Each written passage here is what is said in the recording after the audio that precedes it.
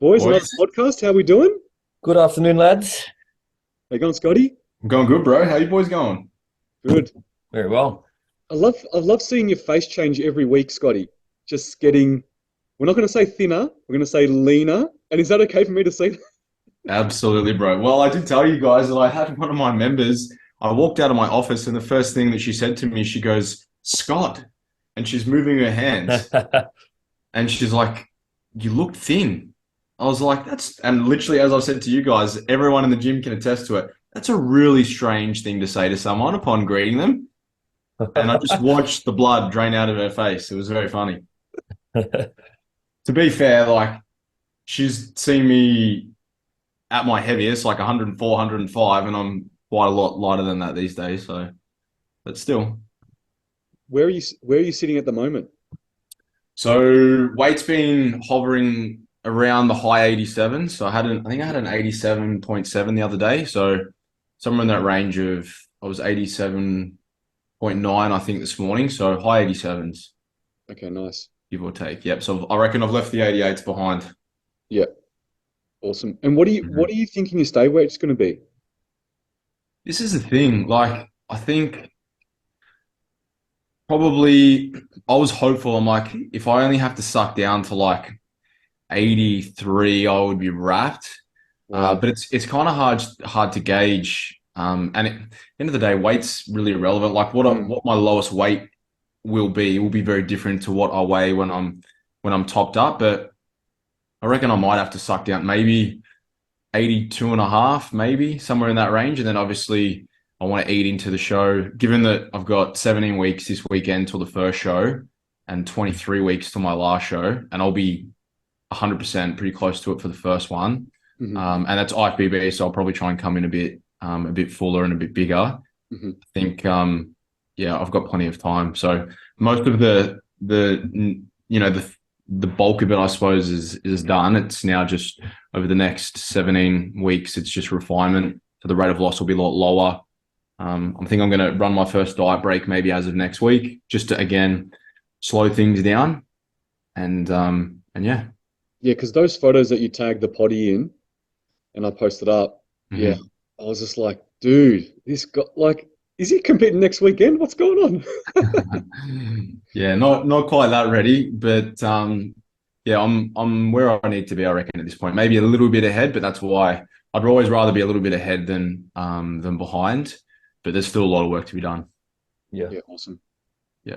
Um, MG, I don't know if you know this, but tomorrow is Drew's birthday.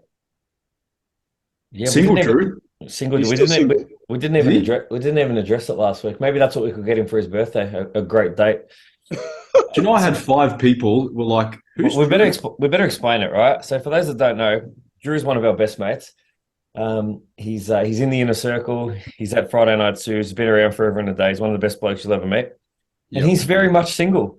So we did mention Drew a few weeks ago. Actually, Scott spoke about Drew just in conversation about when we were touching on the topic of who's in your inner circle and talking about our group of mates and how it doesn't matter what you do, everyone's just very supportive. And we did let Drew know because Drew doesn't even listen to our podcast, but he is the best mate, I promise. But he doesn't listen to our podcast. He probably will now. He said, I said to Drew, Scott mentioned you on the pod, just talking about, the inner circle. And he said, but did you tell him I'm single? So that's where it started. So, ladies, Drew is single. He is a catch and he is still available. But now that the word's out, it may Not for not last long. any longer. So get your DMs in. We are taking applications. We're going to turn this into a bit of a dating podcast. Yeah, the only issue is if you do end up being with Drew, you're gonna have to hang around with us a hell of a lot. Yeah, So a lot. might be a downside. A lot. Just Um, watch Drew's DM count. He'll have that many. Just slither right in there. He'll wake up tomorrow morning. Imagine if you tagged his IG handle. well, actually, I did tag it last Oh, week did you? on the post. Yeah, I did. I don't know if anyone noticed, but yeah, I did. There you go. But Drew's a catch. Yeah, He is. he's, He's a he's the good best man. bloke. Yeah, he's Uh, awesome. He's a very good man. Um, okay, what else is going on? So pretty much wrapped up most of season A. Um, there's one more show that I got, which is Korea, and we've made a decision. I am going to go, and Kiki's going to compete. So So good. it'll be Kiki and Amy. We'll be traveling up next Thursday. Show on Sunday, and then spending a little bit of time there just to, you know, take in the scenery and take in the sights of South Korea, and be back on the Friday. So looking forward to. I wouldn't go for any other reason. Like I would never go to South Korea for any other reason. But after looking into it and looking what's around, it's like there's so much to Be cool, do man. and see. It'll be Yeah, awesome, man. it'll be Awesome. awesome. Yeah, it'd be So pretty really, cool. really looking forward to it. Man, it made perfect sense for you, man. When else are you going to get the opportunity where you've got two top level clients, one who just happens to be a partner? It's really like a once in a lifetime situation. 100%. The only other time that'll happen is when you and me are competing together. And we may need to plan a trip for the three of us with our partners. That'll be awesome. Well, you know what's good is I don't know any other coach or anyone else that's really been to Korea to compete. So for me, it'd be a good experience, and then some knowledge I can pass on to other people that want to go. So if there's anyone else that wants to go next year, they can always hit me up, and I can say, okay, this is what to expect. This is what the show's about. This is when I think you should fly in. This is where I think you should stay. Here's a good gym to be at, and those kind of things. So it kind of I can help people in future if they ever want to go, and also people in my team and you guys' team. I know MG, you were talking about maybe someone in your team wanted to do the show next year, so Yep, that's going to happen. you can definitely Do they know how many competitors they're expecting for it? I don't know, but from what I've seen in the past, the shows are pretty big, um, and they're epic. Like the stage is epic. There's lasers and lights and streamers and and everything just going on everywhere. So it looks like a pretty epic show. So I Mhm. really can't wait to see how they do it. Yeah, it'd be awesome. It's sick. When do you leave? Leaving on Thursday, next Thursday. Next Thursday. Who you flying with? Qantas. Nice. Yeah, it's only so the flight leaves out of Sydney, so you've got to do a little domestic flight to Sydney, and it's only 11 hours after that Okay, that's good. to land in Seoul. Yeah, and so yeah, it'll be fun. I'll Is the comp in Seoul? Yep, yep, Cool. yeah. The venue looks pretty epic, so it should be good fun. But we had some other competitions over the weekend. INBA ran their show, their national show up in Queensland, and someone that watches a potty and also was very successful in her shows at NBA, Leah Harris. So we saw her. She was in fitness and sports for NBA. Was very competitive when we reviewed the show with Stewie. We obviously went through how amazing her physique is. So she did the INBA show. She got her pro card in sports.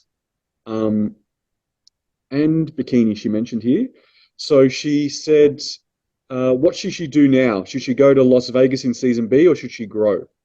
So Scotty, someone that's a sports competitor or someone that's fairly lean, what would your recommendations be if they wanted to continue on through to season B, or should they take some time off?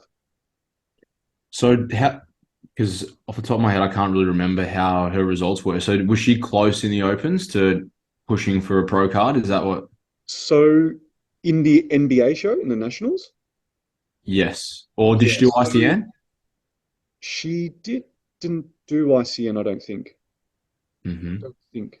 Um, we definitely saw it at NBA, and I think maybe she was. I think from what Stu said in that overall, she was probably around fourth, or third or fourth. I think he said. Mm-hmm. So she was definitely up there, and that show was super competitive. I have no idea about INBA in Las Vegas and what to expect. I guess when I think about it is, what can you really do from now until then? There might be a little bit of gains. It's probably an improvement in conditioning is what's going to happen in that short period of time because, Mm-hmm. as you're probably going to say, there'll be a reverse and then there'll be a comeback down. So there's not really that much time in a surplus to really put on a good amount of tissue. So the only thing you can really do is kind of come in better conditioning. Mm-hmm. Yeah, I think you have to weigh up.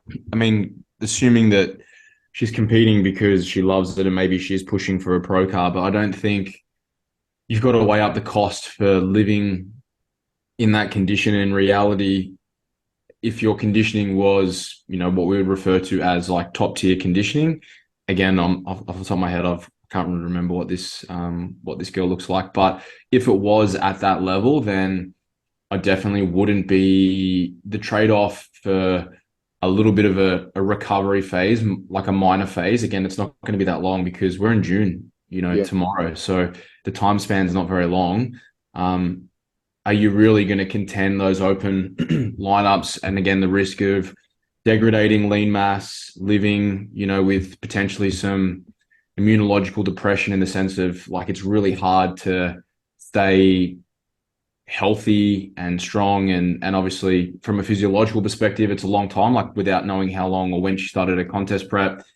It's pretty rare that I would encourage someone to do a back-to-back season unless you had someone that was like they just missed out on the overall and then you were confident that you could feed them up and they were in a good place psychologically and physiologically, and then obviously you could suck them back down.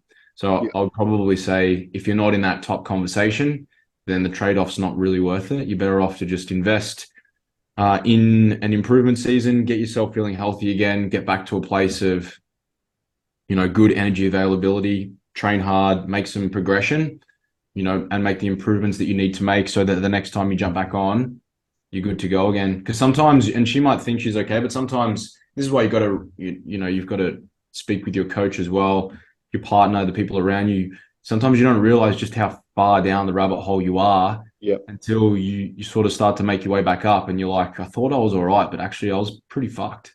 Yeah. So they're things that you would need to weigh up. But typically I would say one in every 25 would maybe justify that. So not a large percentage would warrant that, in my opinion. It's just not worth it. To be honest, especially if you're talking fitness and sports where you're fairly lean, if you're a That's what I bikini mean. athlete, Yeah, different story. Completely different story. Also, too, it depends on life and what you have coming up in the next couple of years. Mm-hmm. So, for instance, if you knew you weren't going to compete over the next couple of years, or this was going to be one of your last shows you're going to have for a while, then I'd say, yeah, just shoot for it then. Just go for it, and then take some time off. That's when I'd probably give the advice to keep going. Mm-hmm. But I'd always have the conversation, be like, let's really lock this in after a couple of weeks of a reverse. Because as you know, when you come out of a show and there's not an imminent goal right there and you start eating a little bit more food, sometimes things can not spiral, but things can not be ideal or track ideally. So, after a couple of weeks of a reverse, then maybe have that conversation again and see really how you feel about the matter. Yeah, because coming out of a show, especially coming off a high, everyone's like, oh, I can't wait to get on stage again. I want to do another one. But just give it a little bit of time, wait for it to settle down and see what you really think. For sure. I think I've only ever done it. It's very rarely I've done it a season A to season B. I know once, and it was really successful when I had someone that was in fitness and did a late season A show and did the earliest season B show, and they went to figure. So we just spent time just getting leaner into figure. And you remember that, MG? That was Tanya, and she was, the mum of a couple of kids, and she was amazing. Yeah. Yeah. But did you say this girl won a pro card? Yes, sports pro, yeah. Okay. So she's going into the pro ranks then. So assuming that you're now stepping up into the pro show and you're going to go to the Las Vegas show, the competition from the US will be pretty phenomenal, you would have to assume, because INBA overseas is typically far better than the size shows we get here. Yep. So I think the answer is take an off season, improve, and come back and contend. Yep. Another question that we got was, how do you know what to work on in the off season if you've got no feedback from your shows and from your coaches? So this person that wrote this one, she was really successful in season A this year. And I do know her physique, and I've seen her physique, so I can give her feedback right now if she knows that I'm talking about her. She was in sports and fitness, was really competitive, did really well. I believe she placed really well, maybe even placed overall in a couple of shows. So she did really, really well. Looking at her physique, I think that she needs to work a little bit more on just glute development. Girls have to remember that there's kind of two areas that we look for in the glutes is their projection from the side, right? So when they're in their front pose or in their side pose, it really depends because every state has a different front pose. But you want to look at side projection, and then when you're in your back pose, you want to have a look at side projection and roundness too. So how it looks, from the back. Does it look like a peach? Is it round on the outsides also, right? So I think this competitor needs to work on a little bit more of that from the glute development. The next thing is actually her hamstrings are really dominant. So what it looks like her glutes are smaller than what they are. So some people need to think about this too when they look at a physique and they look at balance. You're going to have popping quads. The opposite is the popping glutes, right? If you've got too big of a hamstring, it's going to make your glute look a lot smaller, right? So for this competitor, I'd actually suggest to back off the hamstring exercises a bit too, so they don't further develop, so that they don't look so big in comparison to your glutes. Mm-hmm. And then just in general, I think she needs a little bit more back width. So great shoulders, but a little bit more back width and great quad development. So glutes and back, which is pretty typical for most competitors, to be honest. Always do with the wider back and bigger glutes.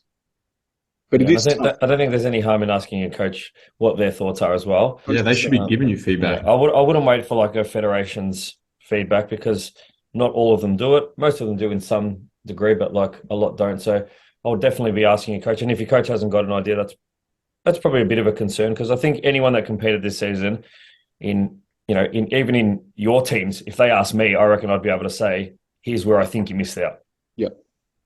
Yeah, definitely. So have a chat to your coach. I'm sure they're more than happy to help out. Mm-hmm. Okay, another one. As a first-timer fitness female, do you think AMB VIX and ICN VIX champs are a good first show and first fed to do?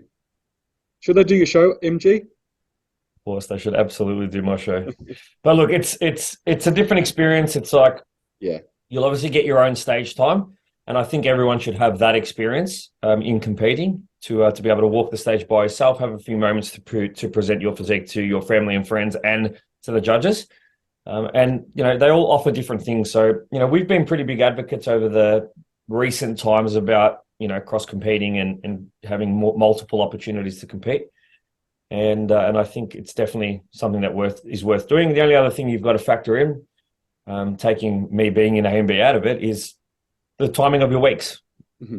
Is it going to leave you enough time to be ready? How long is it between your first show and your last? And these are obviously things that you and your coach should consider. But from an experience point of view, 100%, they would both be great shows to do.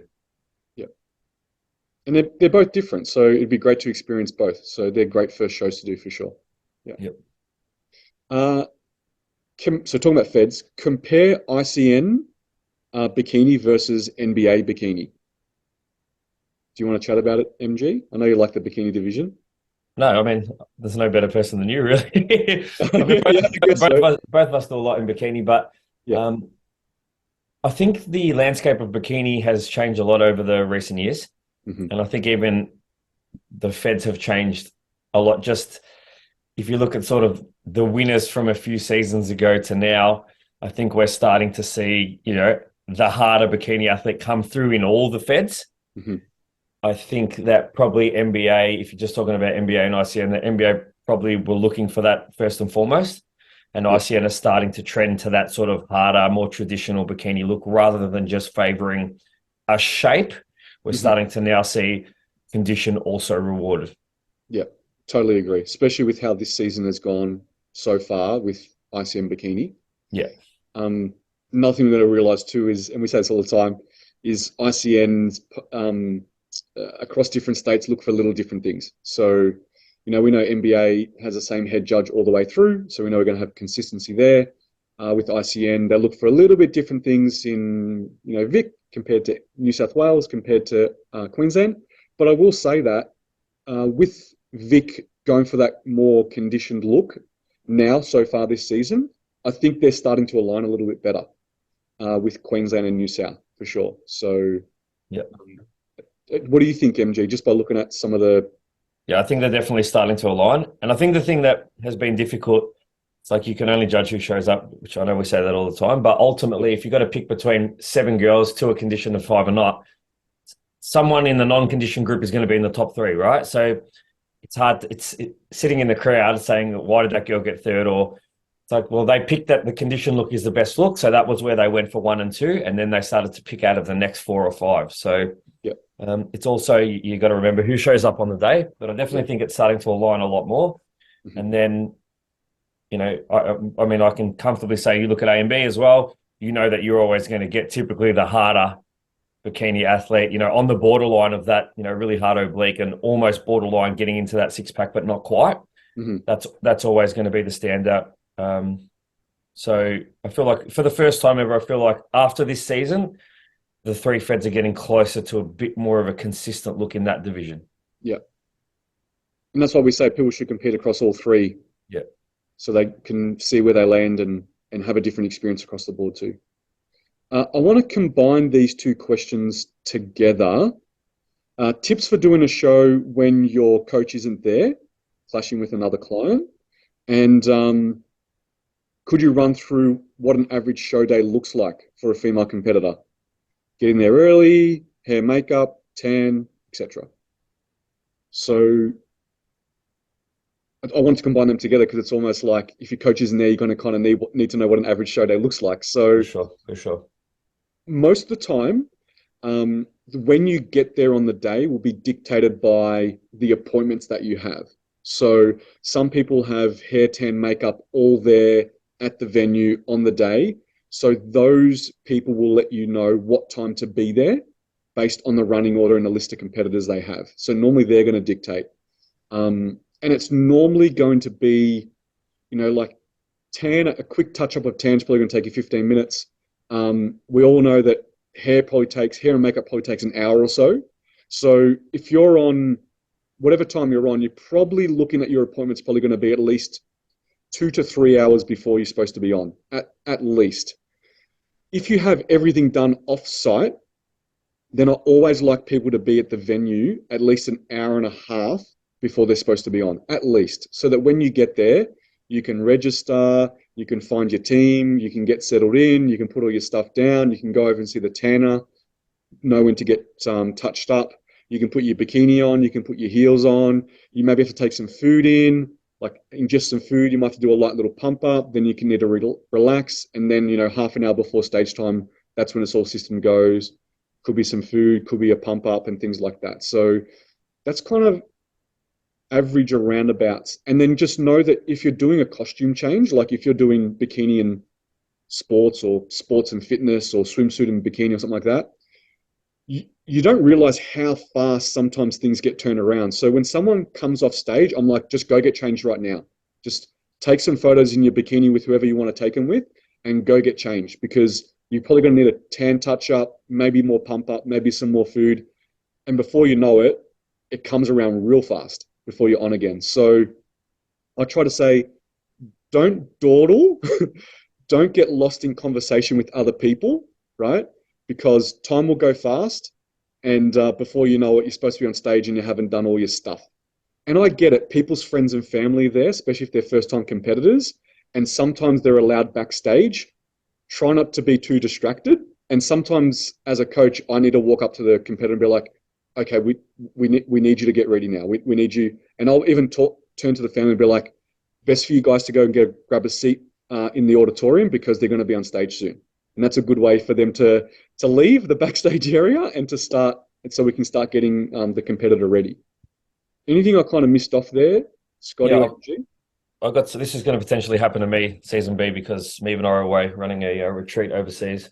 Yep. So a couple of key things that you should know to get ahead of the game. First of all, get one designated helper. All right, your coach is not there. Get a designated helper, someone who you trust, who you can have close to you, that if you need to give them instructions, they'll go and do it. So a friend or a family member, but someone who's pretty organized. It's going to be very useful for you. If one of us coached you, you would have a really specific plan, detailed hour to hour from the moment you wake up, literally till the time you step on stage, that outlines waking up, meal 1, pump up, travel time to your makeup, how long roughly at makeup, travel time to venue, meal 2. So ask your coach for a play-by-play of the day from wake up to stage time as an approximation. We also understand that sometimes things go a bit slower, a bit longer, or traffic, but have a bit of a baseline of a plan written out on a piece of paper that your coach sends to you, so you know where you need to be and what you need to be doing at what times. Yep. Third thing, if there's an opportunity for someone else, this is something I've done in the past, let's just say sometimes for my interstate team, if I've got someone competing, I will reach out to another coach in that state and ask them to potentially keep an eye on one of my athletes for me, or if they've got any questions, to give them some assistance as well. Mm-hmm. So I think the best thing that you can do is think way ahead of time, be planned and organized, and have a itinerary of your day, and have someone that you can rely on to assist you with things like changing, running back and forth and asking the backstage ushers how long to your division. These types of things you don't want to be doing on your own. And also, there's been plenty of athletes that have done very, very well not having their coach there on the day. So, it's not the be all and end all. You still can have a great and successful day, but just making sure that you're planning ahead of the game is going to be the key to your success. Yep. Anything to add there, Scotty? No, it's good. Good. We all operate the same, so we kind of just answer it for each other. Take the words out of each other's mouths, basically, whenever we answer these questions. Okay, the next one I wanted to go over was, and something that we get asked sometimes by clients is, how long post show can I mini cut? So it says I'm 8 weeks post comp and prepped for 17 weeks. She's a female. I got the answer to this question. Go. If you do it properly, as far away as possible. Mm-hmm. If it's done correctly, there should be no urgent need. And at the end of the day, and Scotty, you can talk into this a little bit more, but your end goal is to improve and get better, and you're not going to do that mini cutting. Mm-hmm. Mm-hmm. Simple as that. Yep. Yep. The least amount of time spent in a fat loss phase or mini cut in the off season is. Yeah, like Scott, if we use me as an example, right? Yesterday was my first day of mini cutting since my show, which was nearly 17 months ago. Sorry, 15 months ago. So, yes, you did 15 months of pushing food in. Yep. Before you've done a mini cut, so maybe Scotty, you want to explain the purpose of MG's mini cut and when he's going to compete, and the reason why you would do a mini cut now. Yeah, so it's obviously dependent, and it's always context specific to the individual, but we had a plan coming out of that show, and that plan was communicated. So MG knew going into that show what the plan was going to be when he finished up. Even though we'd already planned, we were thinking maybe we were going to do another show after that, but he still knew in advance, this is what the recovery phase is going to look like. We'll push more food in, we'll gain roughly X amount, and then we just want to get you back to feeling like a normal male again. He even though he was in a really, really good space, he still, like, when you're that lean, you don't realize, again, just how beat up you really are. So we got him healthy and got him into a good position again, and then we commenced our gaining phase. And truth be told, would you say, MG, you probably wanted to run a cleanup? Like, there was a part of you that was probably ready to run a cleanup phase months ago. Would you agree? Yeah, probably like Jan or Feb, I would have been totally ready. And most of that was around, I was getting to a point where I'm so full all the time, and pushing food is so hard. I'm waking up in the middle of the night, and and I had never pushed to that point before with how far I've taken my food. So it was uncharted territory for me. And that's probably why I felt like I was ready. And there was a little bit of discomfort with the aesthetic that I was seeing myself in the mirror, but a lot of it was just around the feeling of constantly just feeling stuffed. Yeah.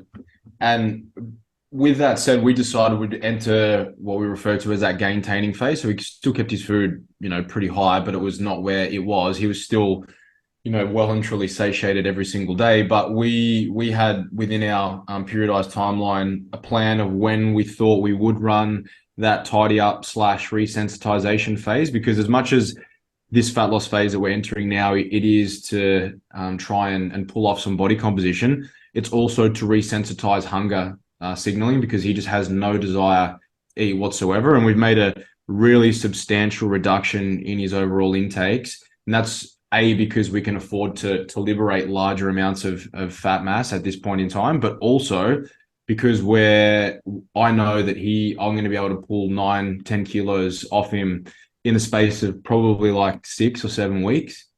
And so within that time frame, that doesn't do us any good in our next phase of wanting to gain leading into his his pre-prep phase. It doesn't do us any good if he finishes that up and I'm like, oh, how are you feeling? You ready to eat? And he's like, oh, yeah, I guess, like, because we haven't attenuated that problem. So as soon as food comes back up to the level that it needs to in order for him to be able to be in a mild surplus to be able to make progression, then that will be short-lived because he'll be back where he started. Fuck, I don't want to eat anymore. I'm sick of eating. Versus if he finishes his cleanup phase, he's like, I'm really, really hungry and I'm ready to start eating again. That desire and that motivation, it's less of an arduous task for him to push in the amount of food that he needs, given how active he is, to be able to continue to progress.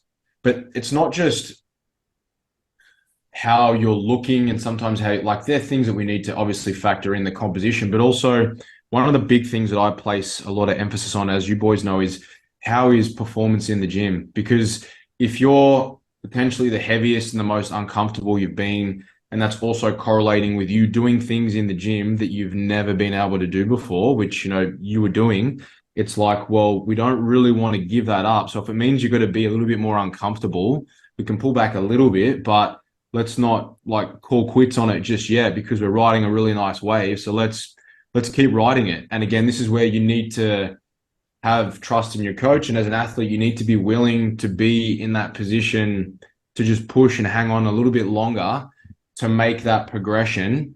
And obviously, you also have to factor in things like, you know, are you traveling? How far off stage weight are you? In some cases, like we use an example, you know, 20, 22%, you don't really want to drift too much further than that. But it's context specific and it's individual specific. So most people, if I'm like, we're going to pull off 10 kilos in a fat loss phase, you'd be like, fuck, we're looking at 10, 12, 13, 14 weeks.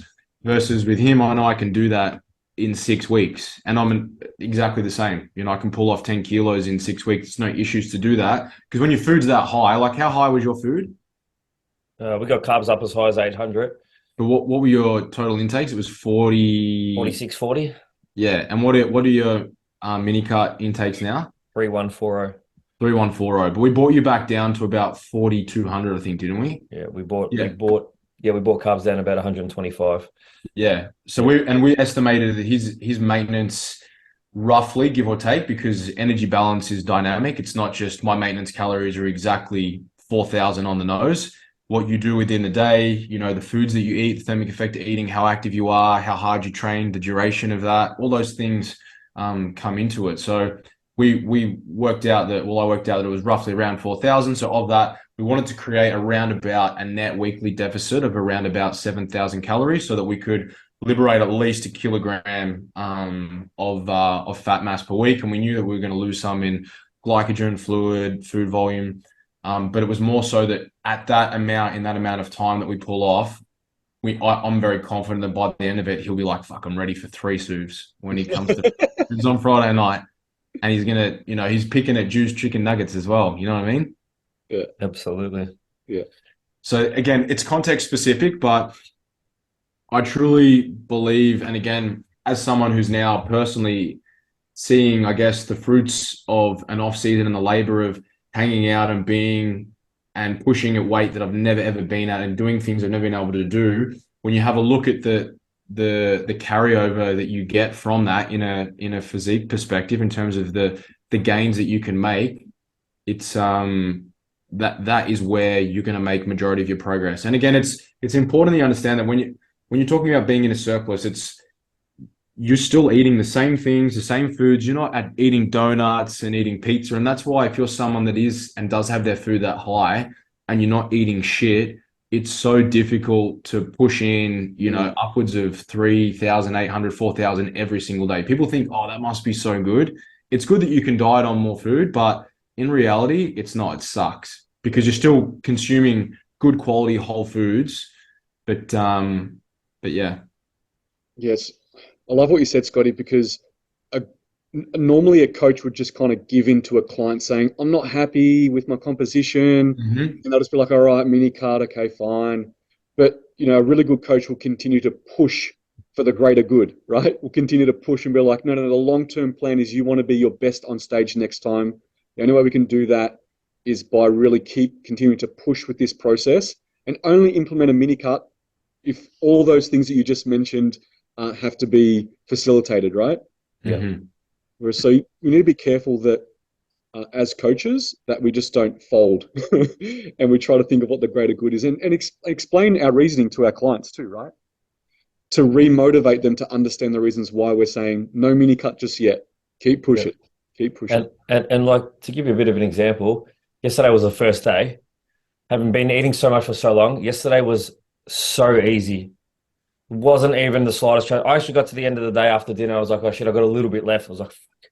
So there is a benefit to spending a lot of time being uncomfortable. It makes the other part of the process at the start a little bit easier as well. Yeah. Yeah, definitely. And again, just to be clear here, there's a difference between being uncomfortable if you're following the nutrition system that your coach has given you versus if you're not adhering to the process and then you're over consuming and you put yourself in that position because you've just been eating shit and you haven't been following it. Again, it's very, very different because that's just, again, your why doesn't supersede that desire to have an extra bit of cake or donut or whatever. And typically, if you're on board with the process, those desires won't really be there. And you should be more invested in, what is the food that I'm consuming. Everyone, like, yes, we all enjoy eating highly palatable food, but, I think the longer that you're in this space, I don't really look at food as like, oh my God, this is the most tastiest thing ever. It's more like, how is this substrate going to be good for me? Or what is the micronutrient profile of the foods that I'm eating? Because at the end of the day, you want to give your body the best fuel that you can to function optimally.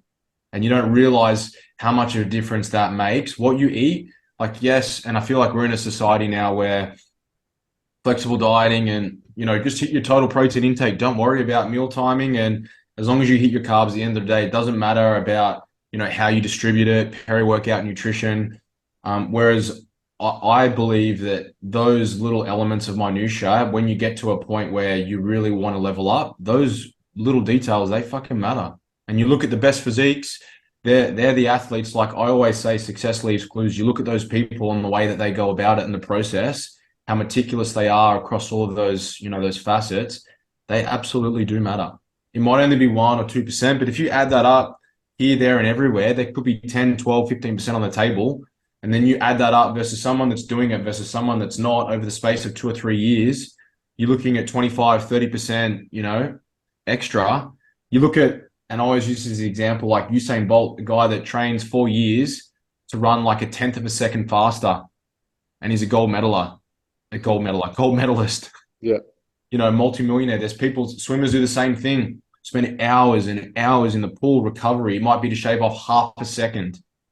And sometimes that's the difference between winning and not winning, success and not attaining success.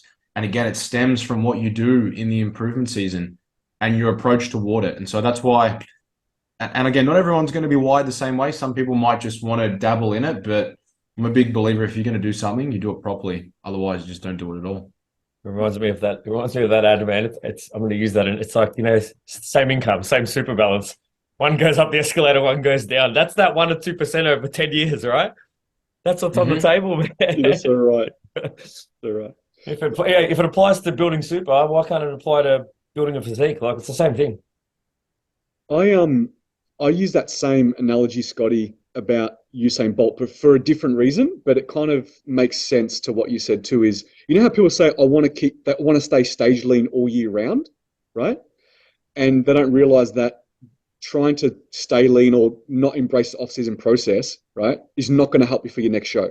Like you think Usain Bolt, he runs at a 100-meter sprint at a world record time once every 4 years. Like if he tries to do it the following week, he's not going to be able to do it, right? So yes, he's the best runner in the world, but he's only the best runner in the world every 4 years, right? So, and the only reason why he is every 4 years is because of all the work he's done between shows, between competitions, right? So trying to maintain your competition physique does not help you if you want to ever compete again, right? So, and that's the same as powerlifters, right? They only peak every time they do a meet. But if you walked up to a powerlifting gym and be like, I want you to hit a PR today, they'll be like, no, fuck no. My comp's in 12 weeks time, right? So it's same as if someone walked up and goes, I want to see your six-pack abs right now. Hope they're the shreddest I've ever seen. And like, no, that only happens once a year. Like, For me to be my best, I can only do that once a year, right? So Mhm. same mentality too, right? Embrace the process and understand that you have to let go of your competition physique so that you can bring an even better one next time round. If you try to maintain it, you're not embracing the process. You're not trying to be the best you can be. Yeah. All right, let's go to the next one. Let's pick a real easy one. Hang on. Here we go. What do you think is the best coaching app for clients? So I know MG use something. Actually, you use a spreadsheet and an app, right? Yep, I do. I use a training app, which another one of our best mates built, Ryan. Yep. So I'm very fortunate for that. And then I use a like a live sheet as well, which does all of your where all your plan is and all your daily adherence numbers and stuff like that. Mhm. There's heaps of apps out there. We've actually been trying a couple lately. One of my coaches, Cole, has been trying a few. So we just recently tried Kahuna. I'm not sure if any of you boys have tried Kahuna. We just used it. It's pretty much an all-in-one for everything that we've been talking about for the last couple of years, right? It's got the plan, it's got the check-in, it's got the training, it's got the videos. But we'd already signed a 12-month with True Coach, which is the training software that we use. So we're going to wait that out. But if anyone's looking at something worth trying, or if you're a coach out there that wants to sample the system, give Kahuna a go. It's pretty inclusive. Okay, sweet. But And we all Scotty, just use our own, right? yeah. Scotty, you use a sheet, a Mhm. live sheet. Yep. Yeah. I used a live sheet for ages, and then I moved to an app which basically talks to a live sheet, but the interface is a little bit prettier, but it's Yeah. basically the same thing. Yeah. I always found that I couldn't find an app that just did everything I wanted and was so flexible, because comp prep is very specific, right? So our plans are very specific. Our training programs are very different. They're not just standard sets and reps sometimes. Like they need to be a little bit more, they need to be a little bit more individualized. So I found that there was no app that could do a plan, a check-in, and more complex programming and things like that. So You should give that Kahuna a try. I'd be interested to get your feedback on it. yeah, that'd be good because I've never found anything. And you know I do my research, right? Yeah, give this a go. This is the closest thing I've seen. All right, cool. Kahuna. Yep. All right, I'll check it out. Um, all right, next one. Hey, actually, there's a fun one for you, MG. Can Galante do a shoe collection video? I want to see his beautiful Nikes. I can. You got to maybe just load it up one day on your story. I absolutely can. I have acquired a few pairs recently. What's your And favorite? the one you bought me, MT, of course. Which is this one, just for anyone who's watching on YouTube, is the Lakers special. LA Lakers. Yeah, I do have a few rarer pairs in there. This is another favorite. Jen bought me this one. Actually, this is the Leopard Jordan. Oh, But they're anyway, nice. they are quite nice. Yeah. I'll have to do a collection of shoes with a collection of Lego. Yeah, you've been doing some Lego recently. Man, I'm bothered. I'm frothing Lego at the moment. Man, I know I feel like a kid again, but some of these I'll do like an hour a night. oh yeah. An hour a night, just like let's say it's 50 steps, right? I'll do 20, 25 steps a night, finish your car in 2 days. Man, it's great for the brain. Yeah, of course. Yeah. And I guess you switch off, right? 100%. Otherwise, you know what? It's the 1 hour. I literally have no desire to like be tempted to go and look at my phone as well. So it's like a good activity. Does it help you get to sleep, like wind down a little Not bit? the first time. The first time I started making a routine, I got in bed and I was just like, it fired me up. It like it got my brain racing. But now it's a relaxing McLaren. That's Beautiful. awesome, man. I was massive into Legos when I was a kid. I loved Oh it. man, Absolutely loved it's it. it's crazy. I heard I was talking to Matt the other day, and we were talking when it was his 30th birthday, and I said, I heard someone say to him in the gym, "How do you feel, man?" He's like, "I just feel like a kid, but now I've got money." It's the same thing, right? And this is Man, what I'm spending it on. my 30s have been my best years.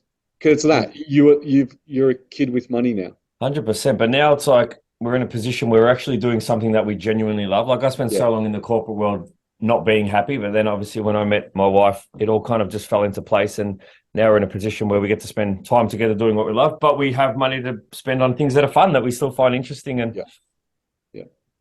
I'm going to build a Lego house. Do you do Lego, Scotty? Do kids Yeah, do I used to love Duplo as a kid, but Yeah, Harvey, Duplo's cool. I don't know, you guys might not know these now. They're called Connects. Yeah, they're cool, Yeah. man. So we bought Harvey for his birthday the whole set. It's like a box of them. It's like that. You can't see. It's fucking huge, man. So they're like magnet connects, and so there's like a base, and so anytime that I'm at home with him, all he wants to do is build connects. So we'll build skyscrapers, and he's That's the got best. cars that you can build into them as well, and similar. It's just I'm coming over, man. like you start off just sort of playing around, and then like his little sister, my daughter Evie, loves to wreck him, and so we built this crazy one on Sunday. And she walks in and goes, "Can I smash it?" And I'm like, "No, you gotta wait. You gotta wait." Anyway, I went to the toilet, came back, and Harvey's having a meltdown because Evie's just T-Rex and everything. She's a gangster, man. And I was a little bit like, "Fucking hell, you little shit!" Like we weren't finished with that yet. It actually really annoyed me.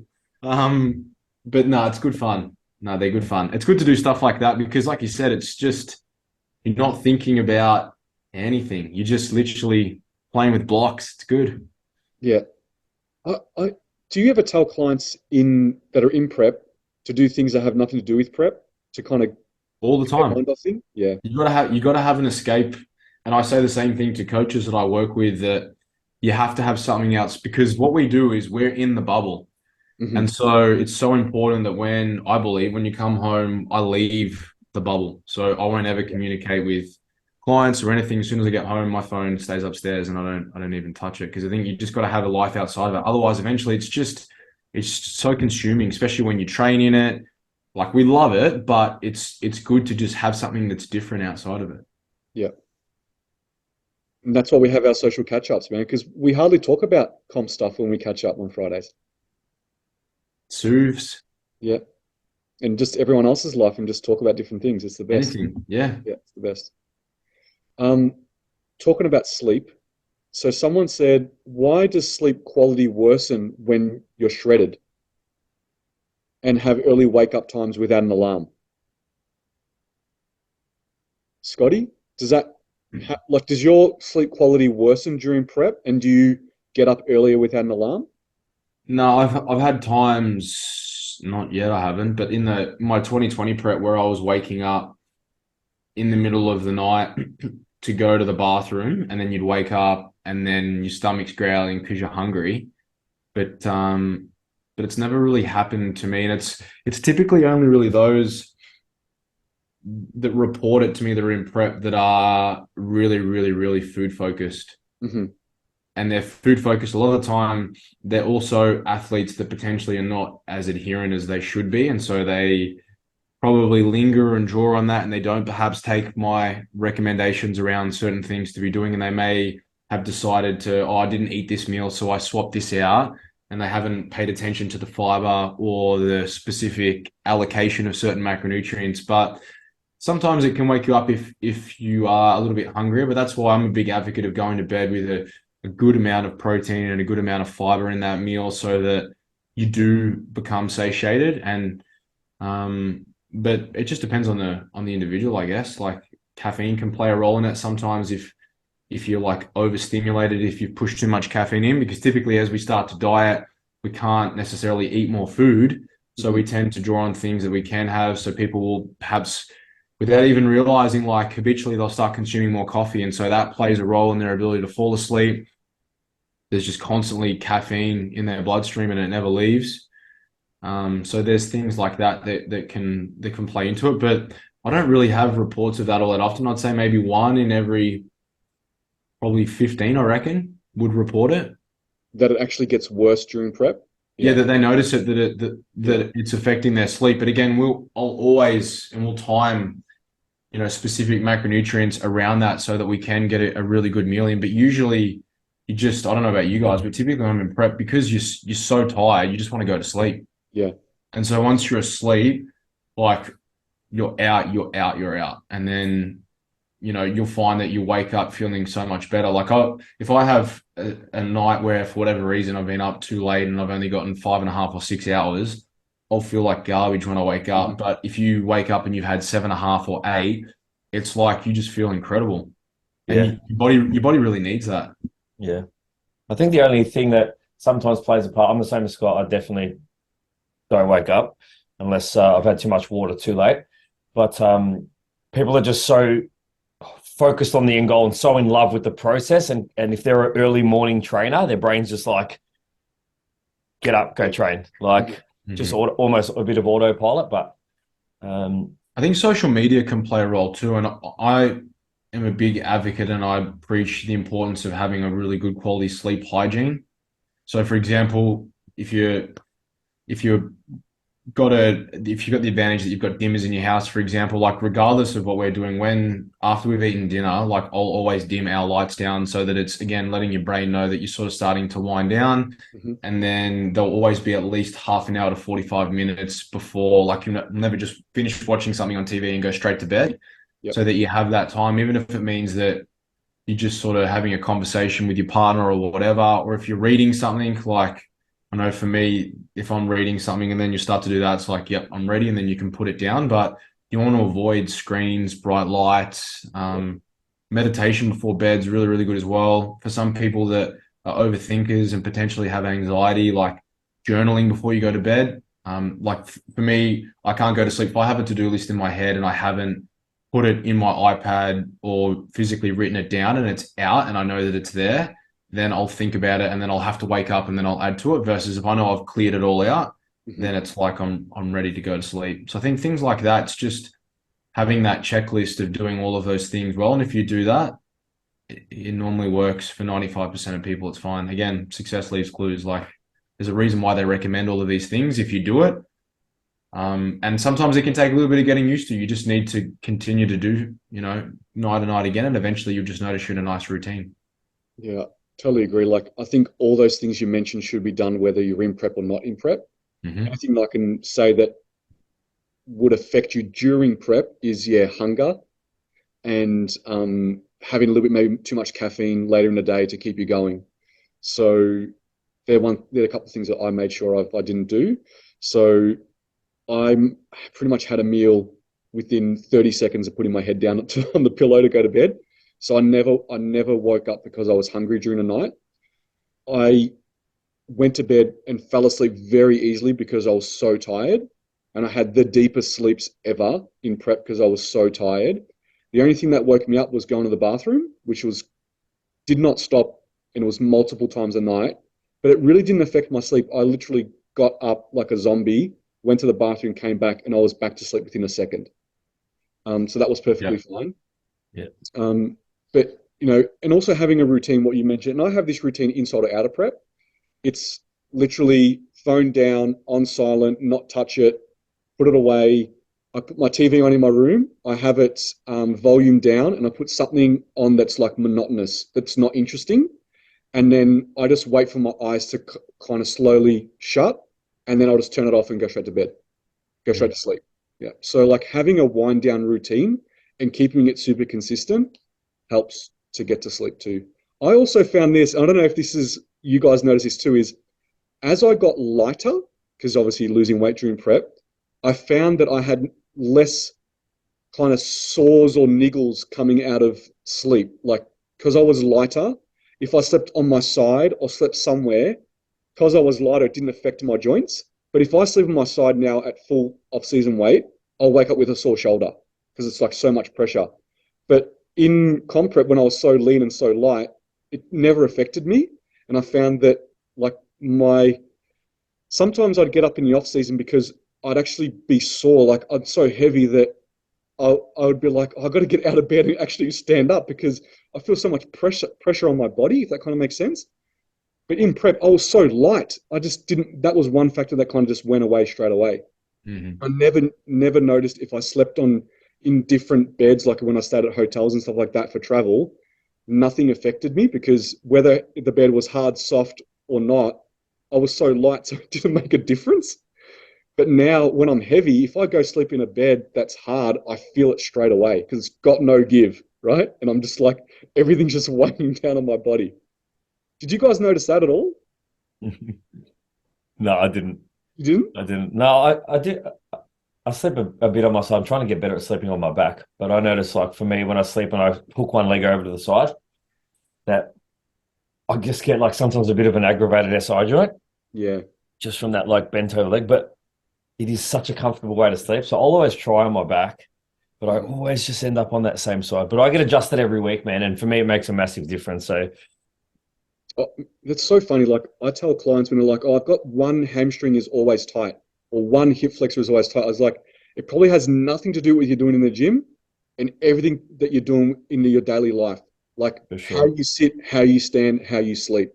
Oh, man. Like, if you just think about how muscles shorten and lengthen, and you're going to spend one amount of time, say 6 to 8 hours every night in one position, Hmm. one muscle is going to be shorter, one's going to be longer. You work that out over 25, 30 years of your life.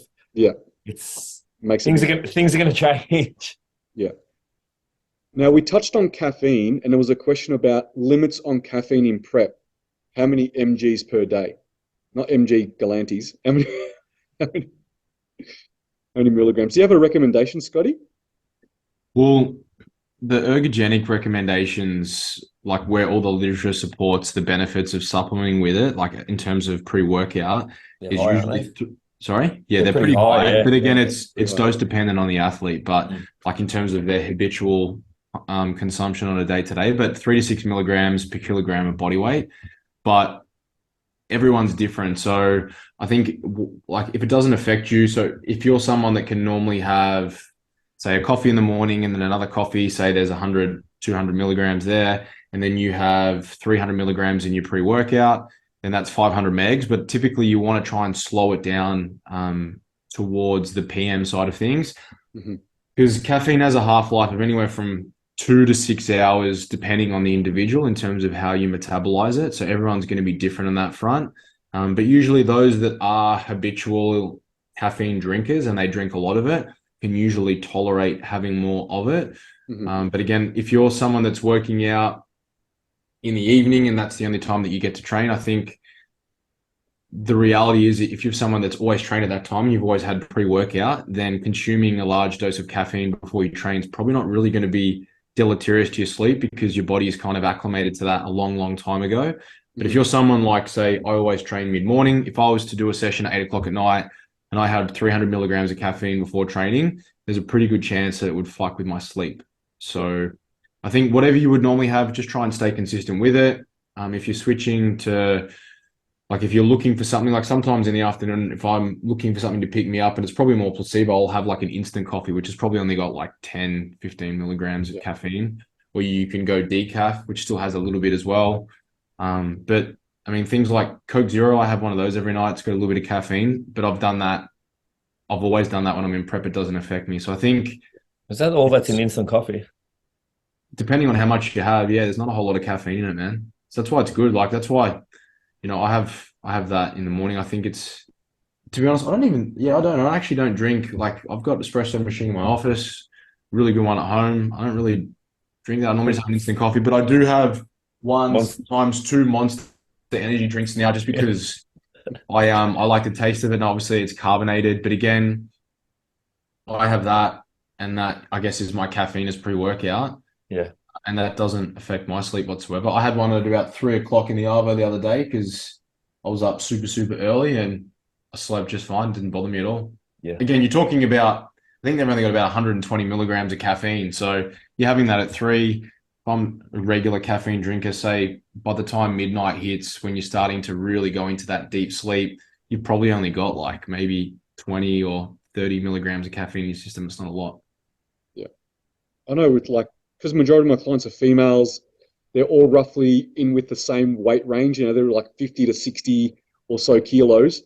So I Hmm. would know that most of them probably take in between 2 to 500 a day is like kind of the range. But if they start to feel it affects their sleep or they have like a crash, like a low blood pressure feeling, I normally say, how much caffeine are you having? And normally when they're having too much, they get that kind of crash, dizziness, faint, like being a little bit faint, and like their blood pressure drops. It's like, yeah, you're probably having a little bit too much. You're probably pushing it a bit too hard. Yeah. And so that's why I think it's good to run resensitization phases. So typically, if you're going to run a deload or a devolume, or you're doing something, give your body a time to just literally clear out and not have any caffeine in the blood, and just have some time without it. And then it will obviously increase that dose response in terms of how your body responds to having it. Because otherwise, it's like anything. If you continue to have it, you acclimate to it. If you're someone that drinks 6 beers every Friday night, and you do that every single Friday, after a while, you could drink 6 beers and feel like you've got nothing in your system because you're used to it. Versus if I was to have 6 beers, I'd probably be in the fucking hospital, vomiting in all sorts because I don't drink alcohol. So again, it's just one of those things. I think if you're consuming too much of something, your body's pretty smart. It will normally let you know if it doesn't like what you're doing. And I think if you just auto-regulate it on that front, you'll be fine.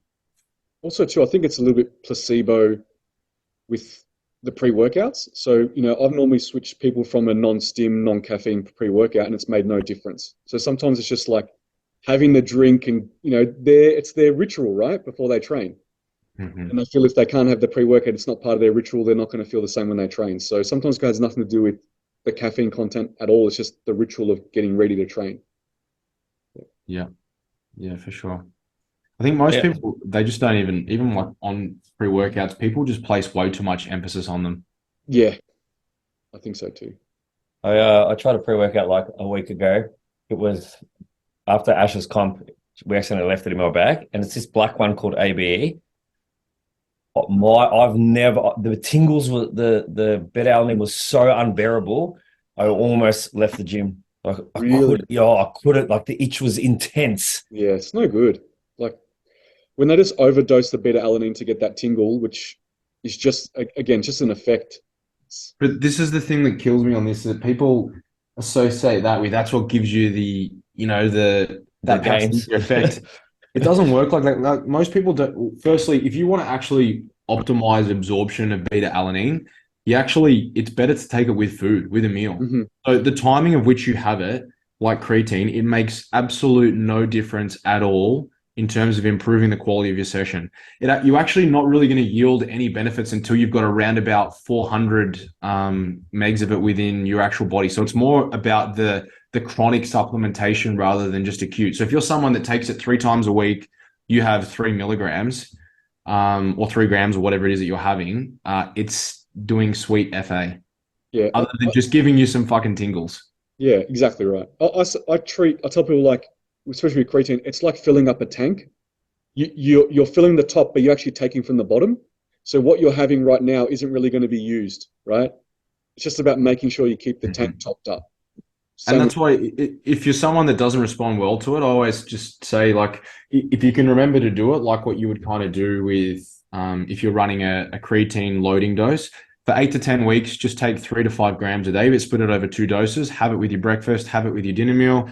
You'll absorb it better and you won't even notice it. But it's like I said, it's not until you've got around about 400 grams on board that you're actually going to see some of that, intracellular buffering. But supplement companies don't make money if they promote those sorts of things. So,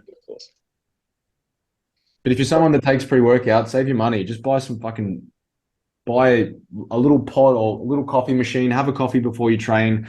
Take your beta alanine. Just have a little dose of citrulline malate if you want to improve, vasodilation, or even just drink B12, the beetroot juice. Mm-hmm. High nitrates because it'll do the exact same thing. Do you ever use arginine? Sorry? Do you ever use arginine for that? No, I don't supplement with it. But sometimes I'll use, like, if I want to have some nitrates prior to training, I'll drink the purple, the B12 juice. Yeah, I've heard of it. Yeah. Yeah, it tastes like ass, but again, like when I'm away on holidays at the breakfast buffet, I'll usually have 2 glasses of that as my like pre-workout, just to get some nitrates in the system and then go and train because it promotes blood flow. Yeah. So that's got beetroot juice in it? Yeah. Okay. Yeah. Interesting. I know you can get beetroot like powder to use as a pre-workout. Mm-hmm. Yeah. All right, boys. That was a good one. We got through a fair bit of questions. There's still so many, but we can leave that for the next time. Mm-hmm. All right. Awesome. We take care, boys, and we will catch up very, very soon. We will. Send in your applications for Drew. Or just slither into the DM. That's it. Drew is single. Thanks, boys. All right, boys. Have a good day. See you, legends. See ya.